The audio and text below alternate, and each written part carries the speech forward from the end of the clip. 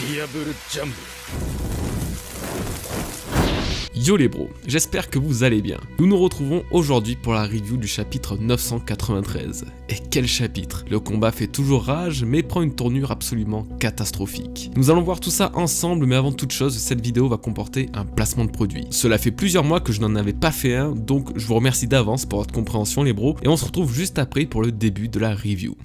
Avant que cette vidéo ne commence les bros, je voudrais vous présenter le sponsor de cette dernière, Surfshark. Vous le savez, la sécurité sur internet ainsi que la protection de votre identité sont des facettes particulièrement importantes de votre quotidien virtuel. Et vous avez raison, regardez par exemple les révolutionnaires qui, lors de leur entretien privé, utilisent des escargophones blancs spécialement conçus pour brouiller les systèmes d'écoute. Cet appareil bien précis ira protéger la confidentialité de nos chers petits rebelles pour éviter que les grands méchants de la marine viennent mettre leur nez là où ça ne les regarde pas. Eh bien un VPN, c'est en quelque sorte notre escargophone blanc et Surfshark le propose à moindre coût. Sa simplicité d'utilisation, il viendra masquer votre position ou même encore vos données personnelles, ce qui aura pour but de les sécuriser et sauver leur nature confidentielle. Au-delà de ça, vous pourrez également accéder à du contenu pourtant bloqué dans votre pays, comme Netflix par exemple, dont le catalogue anglais propose des exclusivités, en contournant aisément le géoblocage d'un simple clic. Bien sûr, tout se fait dans une simplicité des plus notables, que ce soit l'interface du logiciel ou même son utilisation, absolument tout est clair, fluide et minimaliste. Si vous êtes tenté, alors grâce à mon code promo GOJI, vous obtiendrez un rabais de 83% de réduction en plus de 3 mois gratuits offerts. Et si malgré tout ça vous n'êtes pas satisfait, eh bien pas de souci, vous pouvez être remboursé. Tous les liens sont en description, merci à vous d'avoir écouté et merci à Surfshark pour avoir sponsorisé cette vidéo. Wano Kuni se dévoile à nouveau dans sa forme la plus festive. Le festival du feu a bel et bien lieu et les habitants profitent de cet événement et de l'absence de leur bourreau pour laisser leurs rêves s'exprimer. Comme si la prophétie de Toki, lancée en cette nuit fatidique, continuait de résonner dans les esprits. Actuellement, leur seule pensée se dirige vers les samouraïs des Kozuki, se battant pour donner à leur pays un destin des plus radieux. L'entièreté de ce moment a une consonance très particulière avec la fin de One Piece. Les gens abandonnent la peur profonde qui sommeille en eux, éveillés par leur souverain tyrannique. Ils se racontent des histoires, des contes et rêvent sur les prouesses au combat des Kozuki, se battant actuellement pour libérer le mal de leur pays. Tout ça car le festival du feu est le seul et unique jour dans toute leur année de tristesse et de faux semblants où ils prennent la liberté de rêver. La dernière île, Laftel, est à peu de choses près la représentation parfaite de cet événement se déroulant dans la douce mais meurtrie Wano Kuni. Une île et une histoire ayant fait rire aux larmes des hommes guidés par la simple volonté de réaliser leurs rêves, dont le récit aura inspiré et nourri les songes de bien d'autres hommes. C'est là que cette notion de rêve prend une envergure grandiose, colossale dans l'œuvre de One Piece. Tous sont motivés par une seule et unique chose dans leur vie, tous ne se dévouent qu'à une seule cause, atteindre leur objectif et réaliser leurs souhaits. Simplement car les rêves d'un homme ne s'arrêtent jamais. Celui de Luffy à devenir le roi des pirates le force étrangement à réaliser le rêve des autres en premier, notamment le rêve de liberté. À travers tous les peuples qu'il sauve ou les personnes en détresse qu'il aide, il se rapproche un pas de plus à chaque fois vers son propre objectif. Alors aujourd'hui sur Wano Kuni et en prêtant main forte aux samouraïs des Kozuki, il réalisera le souhait de milliers de personnes à nouveau et s'approchera un peu plus de son rêve, celui qui lui fera lire un conte antique où les rires et les larmes ont baptisé cette île perdue.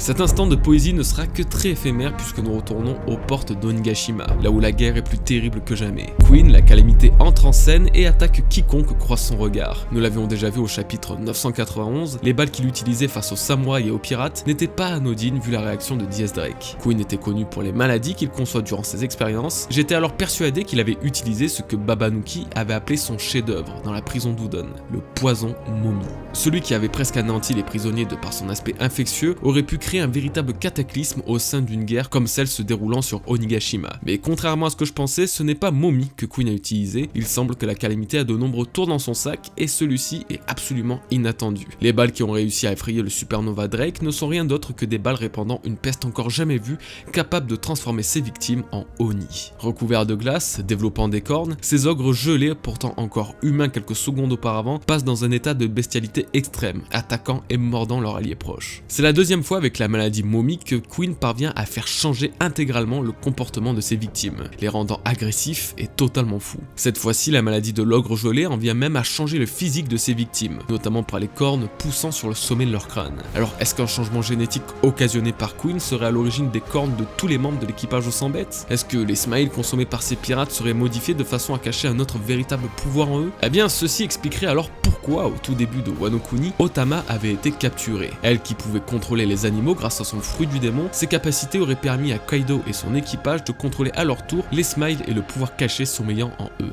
Queen et ses maladies semblent en tout cas cacher de nombreuses choses, notamment sur la génétique. Yamato, Shinobu et Momonosuke sont toujours en mouvement comme dans le chapitre précédent, à la différence que cette fois-ci, ils sont observés. Observés par un chat quelque peu particulier portant le symbole de l'œil, exactement le même que Hosu, l'un des Tobiropo. Ce symbole ne semble alors pas anodin puisqu'à travers celui-ci, Bao Wang, la secrétaire de Kaido, parviendra à partager la même vision. Est-ce un pouvoir spécial ou un fruit du démon? Pour l'instant, le mystère est entier, mais l'équipage et le groupe de Hosu est de loin le plus intriguant et intéressant de tous les autres Tobiropo. Leur position étant désormais repérée, il n'en fallait pas plus à King pour envoyer ses subordonnés à leur poursuite. Leur objectif est très simple: tuer Momonosuke. Abattre le seigneur de ces samouraïs portera un terrible coup à l'essence même de leur révolte. Nous y sommes enfin. Le scénario que je vous avais révélé dans la dernière review se concrétise finalement. Yamato pourra prouver sa véritable valeur à Momonosuke en le défendant, gagnant ainsi sa confiance. C'est ce qu'il se passe aujourd'hui. Après que Shinobu ait été blessé par les soldats de Kaido et Sasaki, c'est Yamato qui protège Momonosuke des griffes du Tobiropo. L'entière puissance de Yamato va devoir se révéler, là, maintenant, pour faire face au terrible adversaire leur barrant la route. Le duel entre Sasaki et Yamato va alors peut-être enfin commencer. Ça serait alors l'occasion de révéler le véritable Zoan antique de Sasaki. Lui dont l'apparence se rapproche d'un Triceratops, chevauche ironiquement un rhinocéros à l'allure semblable à cet ancien dinosaure. Après Page One, Ulti et Diez Drake, ça ne serait que la suite logique que tout Tobiropo possède un Zoan antique. En tout cas, il va falloir patienter encore quelques semaines pour en avoir la confirmation. De leur côté, Luffy et Sanji continuent d'avancer ensemble à travers le champ de bataille, très vite rejoint par Jinbei qui nous fera une énième démonstration de force impressionnante. Dans mon idée, Luffy n'atteindra le dôme de Nigashima qu'en étant accompagné de tous les protagonistes qui se battront à ses côtés contre Kaido. Je pense notamment à Zoro ainsi que les autres supernovas tels que Drake, Law et Kid. Ça, nous le verrons que plus tard car pour l'instant, la bataille entre les samouraïs et le dragon fait toujours rage au sommet de l'île des démons. Dans les derniers chapitres, les 9 fourreaux rouges avaient tous réussi un exploit en mettant à mal Kaido. Tous avaient usé de leur plus grande compétences et stratégies dans un succès inattendu, se concluant d'une magnifique imitation de la technique de leur maître qu'il aura utilisé contre l'empereur. Le quadruple Togen Totsuka, lancé par Kinemon, Denjiro, Shutenmaru et Inuarashi, aura assez affaibli Kaido pour le faire tomber à terre, le corps ensanglanté. Évidemment, il en faudra plus pour en venir à bout, mais l'exploit est totalement colossal. Ces 9 samouraïs ont réussi ce que nul autre qu'Oden semblait avoir fait par le passé. Malgré ça, ils ne sont pas Oden. Kaido a bien vu son ombre dans l'attaque des fourreaux, mais aucun n'est ce qu'Oden était, un samouraï aussi puissant que lui. Son éternelle quête de la mort est mentionnée pour la première fois depuis des années. Sa toute première introduction absolument spectaculaire nous montrait un personnage dont le hobby était de mettre fin à sa vie. La raison reste encore obscure, mais son flashback saura sans doute apporter une réponse à cette question. Quoi qu'il en soit, Kaido à travers ses mots lance indirectement un challenge à l'histoire de One Piece de dévoiler un samouraï aussi fort qu'Oden, capable de le tuer. Il n'y aurait aucune raison, strictement aucune, qu'Oda fasse tenir un tel discours à Kaido quand l'un de ses personnages principaux, soit Zoro, est destiné à devenir le plus grand épéiste de son temps. Donner raison à Kaido viendrait alors à souiller le rêve d'un Mugiwara qui a pourtant et sûrement l'une des plus grandes volontés de tout l'équipage à le réaliser. Alors quel lien avec Zoro? Il y a de cela plus d'un an déjà, bien avant qu'ils n'obtiennent le Enma, j'avais établi un parallèle avec Zoro et Ryuma et le lien qu'ils ont respectivement avec la symbolique du dragon. Ryuma étant connu et réputé pour avoir sauvé Wano Kuni d'un dragon menaçant le pays, Ryuma étant un Shimotsuki et ayant introduit pour la première fois l'arc de Wano en affrontant Zoro, trop d'éléments venaient à coïncider avec l'histoire actuelle de Wano et le développement personnel de Zoro. Quelque temps après avoir dévoilé cette bribe de théorie, Iori Kozuki, fille de Oden Kozuki, offre à Zoro le katana de son père, Enma. Katana légendaire qui sera présenté comme étant le seul ayant pu blesser l'invincible Kaido. Tout s'emboîte parfaitement. Zoro possède désormais une arme pour blesser le dragon se dressant face à lui. Et c'est pour cette raison qu'un an plus tard, je théorisais une nouvelle fois avec plus de détails comment et pourquoi Zoro aurait une place primordiale au sein du combat contre Kaido. En tant que futur plus grand épéiste au monde, c'est le moment ou jamais de le prouver. Sa puissance ne sera pas assez haute pour le tuer, mais aux côtés de Luffy, Zoro et son Enma seront sans l'ombre d'un doute capables de faire revivre l'espace d'un instant la flamme d'Oden Kozuki.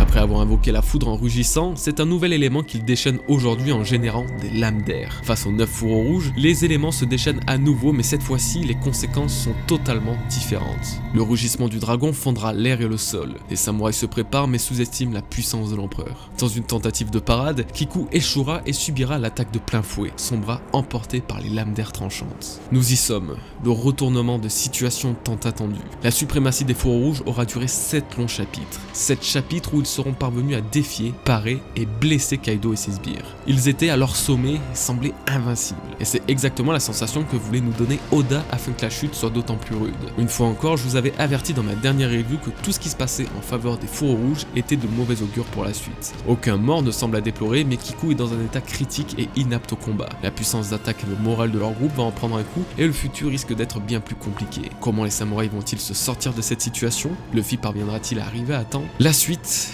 eh bien nous l'aurons que dans le prochain chapitre. C'est la fin de cette review les bros. Si elle vous a plu, alors n'hésitez pas à y laisser un petit like ou à vous abonner si ce n'est déjà fait. Merci à vous. Waouh. Vraiment, ces derniers chapitres de One Piece sont d'une intensité rare. Je crois qu'il n'y en a que 2 ou 3 depuis le chapitre 950 à ne m'avoir pas trop fait d'effet. Tout le reste est incroyable. L'histoire est dans un sens relativement longue à se mettre en place, mais l'intensité des événements pallie très vite à ce problème. Ça fait 1 an que cet arc de Wano Kuni est un véritable plaisir visuel et scénaristique. J'espère qu'il vous aura fait autant kiffer que moi. On va se laisser ici pour aujourd'hui, mais on se retrouve très vite pour une nouvelle vidéo sur la chaîne les bros. Je vous souhaite un très bon week-end, portez-vous bien et prenez bien soin de vous et de vos proches. Peace les bros.